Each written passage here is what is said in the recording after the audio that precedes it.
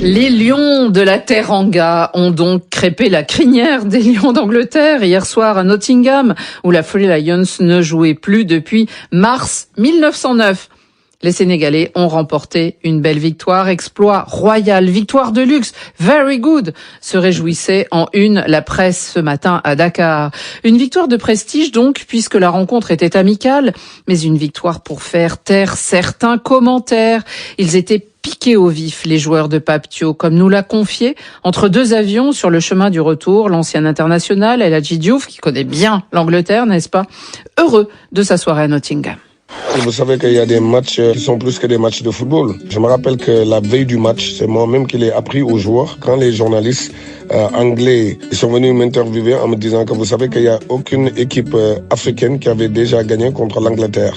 Et moi, je me suis dit c'était impossible, ils se sont trompés ou des trucs comme ça. Et de deux, ils nous avaient dicté leur loi pendant la Coupe du Monde au Qatar. Et en trois, il y a quelques joueurs anglais qui croyaient que le niveau du football africain était en dessous, comme Carragher. Avant le match, on en a parlé avec les joueurs. Moi, en tant qu'ambassadeur de l'équipe nationale, et Pape Thiaw, qui connaît très bien la maison, plus les gens autour, la Mindiata, le staff technique, on les a galvanisés en leur disant que c'était un match pas comme les autres. C'est bien de le gagner rien que pour casser le record et écrire l'histoire et de montrer que on peut venir chez eux, leur montrer que le talent est africain, le football est africain et c'est ce qu'on a su faire hier. On était en mission commando. L'aventure du Sénégal à cette Coupe du Monde qui s'arrête ici au stade Al Bayt. Les Anglais ont enfoncé le clou et scellé l'affaire avec un 3-0, le troisième but dans cette... Il y avait aussi sans doute dans un coin de votre tête ce match perdu en Coupe du Monde. C'était pas une revanche puisque c'était un match amical et en même temps il y avait peut-être un désir d'embêter ces Anglais. On a appris de nos erreurs de la Coupe du Monde de Qatar. Moi je crois que la défaite d'hier fait plus même mal que notre défaite au Qatar. Le pourquoi ? Parce que quand à 1-0, il marque, tout le stade était euphorique. On revient, on marque le deuxième, on marque le troisième et que tout le stade se mettait à les siffler. Je crois que hier, ils ont vécu un moment pas agréable du tout parce que j'ai été footballeur, je sais comment ça se passe et je sais comment le public anglais peut être le meilleur fan. Comme ils peuvent retourner leur veste aussi comme hier, ils l'ont fait. Et j'ai vu le Sénégal dominer son sujet de A à Z.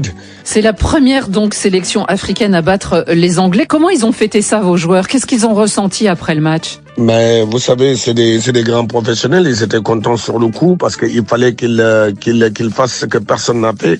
Le Sénégal a l'habitude, on l'a vu en 2002, on l'avait fait, nous, leurs aînés, de choquer le monde pour le match d'ouverture de 2002. Et hier, on les a dit que vous aussi, vous pouvez écrire votre propre histoire. C'est le moment de montrer à tout le monde que le football n'est pas anglais. Le football est né au Sénégal, mais pas en Angleterre, comme on le dit.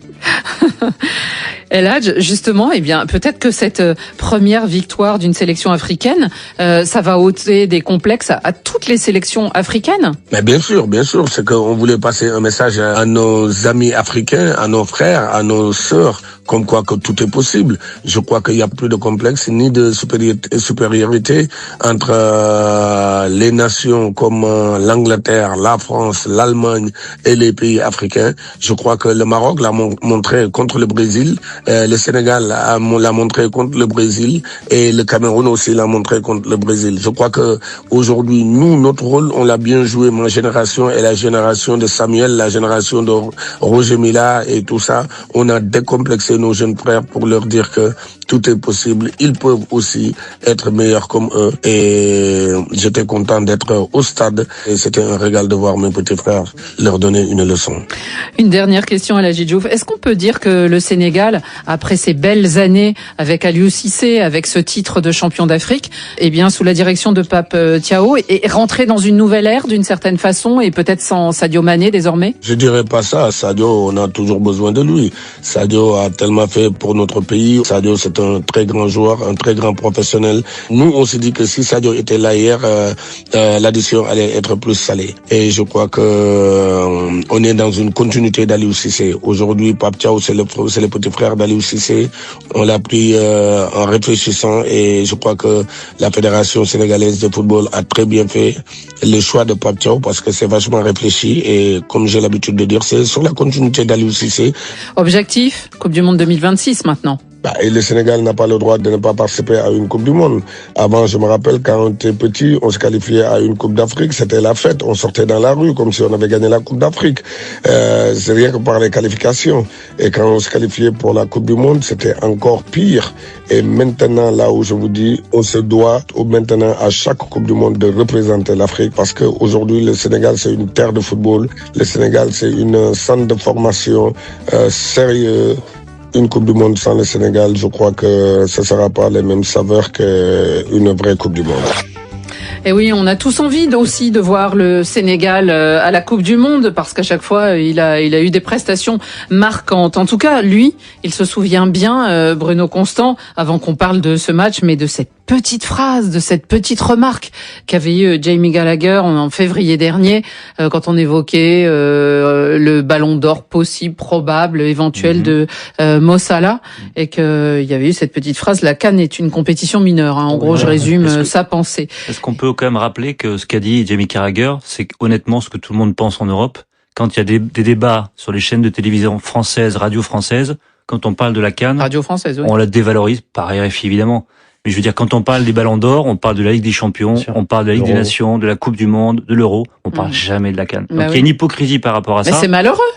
Mais c'est malheureux, bien sûr c'est malheureux. Donc ça peut changer. Mais ce qu'a dit Jamie Carragher, tout le monde le pense en Europe. Il faut arrêter mais cette bêtement hypocrisie. peut-être. Non, il a dit ce que tout le monde pensait. Est-ce que quand on mentionne jamais la CAN dans le débat du Ballon d'Or, ça compte pas, mais ça veut pas dire que c'est une mauvaise compétition. Jusqu'à présent, même la Copa América ne comptait pas. Mais d'ailleurs, c'est ce qu'il dit en substance, Jamie Carragher. Il dit juste que dans le débat du Ballon d'Or, on ne prend jamais en compte la CAN parce qu'on estime en Europe et dans le monde que c'est une compétition inférieure à l'Euro et à la Coupe du Monde. Inférieure.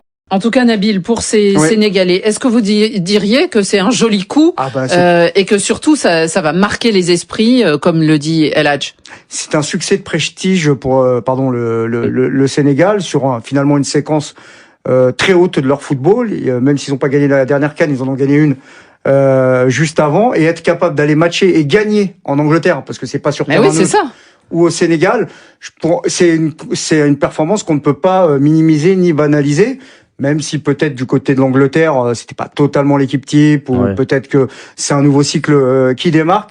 Mais ils ont envoyé un message, et dans les esprits, je sais pas, il y a 15-20 ans, vous allez voir un Anglais, pas une seule seconde, il s'imagine que le Sénégal va venir gagner en Angleterre. Non, mais surtout être la première nation africaine à battre l'Angleterre, c'est ça peut-être le plus symbolique.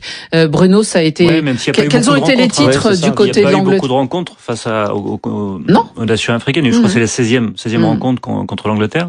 Mais non, mais là c'était un match amical, et on en a de moins en moins avec la Ligue des Nations, toutes ces compétitions qu'on nous rajoute. Il y a peu d'occasions. Et c'était surtout deux équipes qui jouaient pas pour la même chose. C'était effectivement, comme l'a dit Nabil, un match de prestige pour le Sénégal, et il y a rien enlevé à la victoire du Sénégal qui est totalement méritée, même s'il y avait un but qui a été refusé à Bellingham à 2-1. Mais l'Angleterre jouait pas pour la même chose. L'Angleterre jouait un match amical au bout d'une saison marathon où ils sont tous crevés, fatigués. Enfin, les Sénégalais, eux aussi, la première ligue, ils sont crevés. Oui, non, mais je sais. Tout le monde est fatigué. Mais eux, ils avaient pas envie d'être là, en fait. Ils ont pas envie d'être là. Il y a une Coupe du Monde des clubs pour certains. Il y a la Ligue des Champions qui a été très longue. On rattaque la saison très vite, et surtout l'objectif principal, c'est la Coupe du Monde 2026, et c'est la construction d'équipe que va faire Thomas Tuchel. Quand tu dis ils ont pas envie d'être là, c'est-à-dire que quand il y a un nouveau cycle qui démarque et tu portes le maillot de l'Angleterre, quand t'es un joueur, là, il y a un nouvel entraîneur, t'es là pour marquer des points. Ouais, c'est ce qu'on peut penser. T'es pas d'ailleurs, le manque d'attitude a été ciblé. On va y venir à l'Angleterre. Moi, j'aimerais quand même continuer sur les Sénégalais. Nabil, c'est une équipe où quand même on a et les anciens et des nouveaux et des petits nouveaux. Alors on a encore des champions d'Afrique, Ismaïla Assar qui était, si je me trompe pas, cette année-là, Kalidou Koulibaly bien sûr, Gana Gueye, qui est extraordinaire, qui a fait une saison extraordinaire avec Everton. Vous connaissez le film avec Dustin Hoffman, Marathon Man, c'est Marathon Man. Il s'arrête jamais de courir. Moi je l'ai eu en cours de saison. Il fait une passe décisive, si je ne me trompe pas, ou l'avant-dernière. Après il est intelligent aussi dans ses déplacements, mais il y a aussi une nouvelle génération qui émerge, qui est incarnée par un joueur pour l'instant sous-coté au niveau international, mais s'il est transféré en Angleterre, il va peut-être prendre une autre dimension. C'est Habib Diarra, qui est vraiment une super pioche, un garçon qui était quand même concerné aussi par l'équipe française, qui aurait pu très bien devenir international français. sans aucun souci parce qu'il a une arme de qualité. Il leur apporte aussi de la créativité et de la projection au milieu de terrain. Il y a des garçons qui se libèrent aussi, comme Iliman Ndiaye sur ce match-là. Donc sur le papier, on a vu une belle équipe du Sénégal qui a mis de l'intensité, qui a gagné les duels et qui a mis beaucoup plus de fighting spirit, si je puis me permettre, que l'Angleterre. Quand je dis pardon que les deux équipes jouaient pas pour la même chose, ça a été marquant dans les célébrations de la victoire des Sénégalais. Et notamment sur le terrain, mais aussi dans le vestiaire pendant de longues minutes. Bah vous voyez, ils avaient été chauffés par Al-Hadj. Mais les Anglais, si les Anglais avaient remporté ce match, vous pensez qu'ils auraient célébré ce match? Non, ils auraient été un match comme un autre, une victoire comme une autre. Ah oui, mais parce que ça aurait été plus logique pour les Anglais. Exactement. C'est pour ça que je dis qu'ils jouaient pas du tout la même chose. Mais je pense qu'ils sont prévenus pour les prochains coups. Quand même. Ouais, je suis pas sûr. Vous l'avez entendu,